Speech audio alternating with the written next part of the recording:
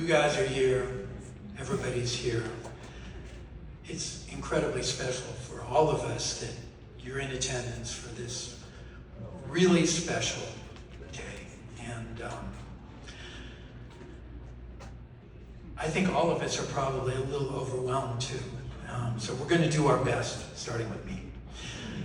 In 1976, 50 years ago now, I got a call out of the blue from Jack DeJohnette. He called to talk to me about my first record, Bright Size Life, which had just been released. And although I'd been playing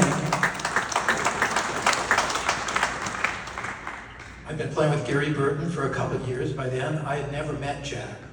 And to get a surprise call like that, with that kind of encouragement from one of my main musical heroes, was beyond my wildest dreams.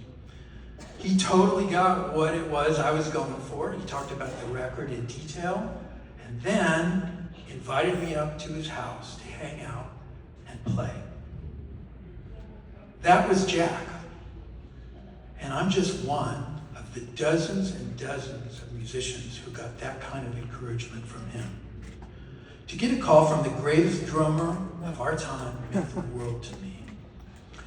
So during one of my many early visits up to Willow in 1980, around the time we made the record, 80-81, that Terry Lynn mentioned, a house came up for sale next door to the DeJohnettes on Silver Hollow Road. And with the first money I had managed to save by that time, I kind of impulsively put a down payment on it, and suddenly I was the DeJohnette's next door neighbor. And we stayed neighbors for more than 40 years. I feel the loss of Jack as a musician the way we all do. There was no one like him before, and there's never going to be a drummer like that ever again. But for me, the loss of my friend, Jack, that's the hardest part of it all in this. Musically, there's really no one you can compare Jack to. In addition to the more than 50 recordings he made as a leader, he appears on something like 200 records as a sideman, with a list that includes many of the greatest musicians of the past century. But what set Jack apart, even from the very few musicians who have recorded that much with that many heavy people, is that he didn't just come for the record date. Very often, he then went out on the road with whoever he recorded with. He became part of their thing. He went deep into each of those wildly different musical worlds, inhabiting all of them completely and with his own unmistakable voice at the drums.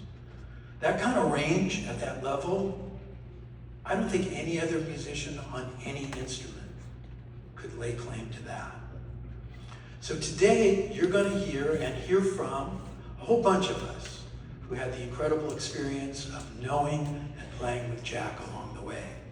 And just to give you some idea of the scale of his musical life, there are around 50 musicians here today who each in our own various ways had deep connections with Jack over the course of his 60 years as one of the greatest drummers of all time. And even with all of us here, we represent just a fraction of the enormous swath Jack cut across the musical world. The first group up today is Hudson, a co-op group that Jack formed with bassist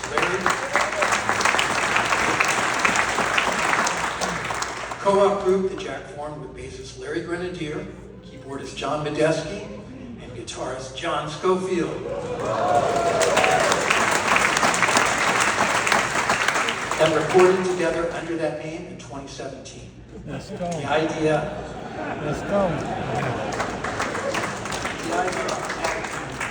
idea behind Hudson had a lot to do with this part of the world. All four musicians lived in this general area.